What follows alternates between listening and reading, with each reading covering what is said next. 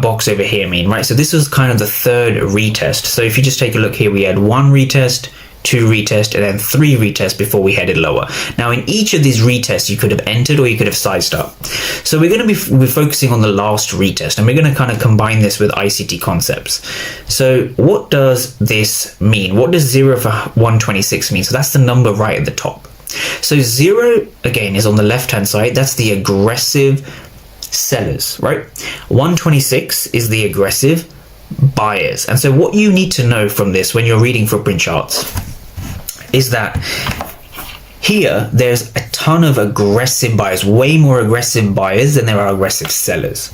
And so when you see that and you see the market breaking below, what that means, and then this price action here is this price action here. So this very, very big red candle is this candle over here.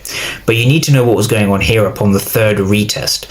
So 0 for 126 represents the fact that aggressive buyers have failed to break above this level. So when you're trading anything, be it a breaker, an I fair value gap, a fair value gap, a supply zone, a resistance, an OTE, even an EMA crossover, right? This could work for almost anything.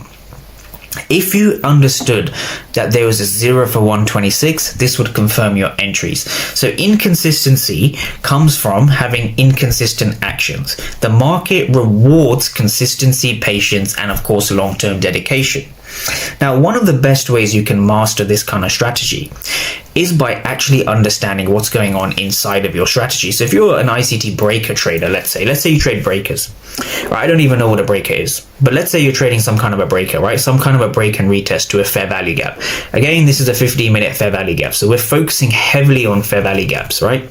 0 for 126 represents the fact that your fair value gap is being supported by heavy passive seller. So if anything, it's a resistance area, it's a supply area. I like using the word supply. There's more supply in this area than there is demand, right? Because the buyers themselves have failed on 3 occasions, and this being the biggest and most obvious one. So 0 for 126 was initially the place you wanted to be looking at for potential sells, and you could sell at a break below. So my entry came, so if I go back to the Discord, my second entry came just about here. So this was me going in with 2 more contracts on MES, and we went down all the way to here, right? So this is where you want to be sizing up in your trades after seeing a third retest of buyers that failed.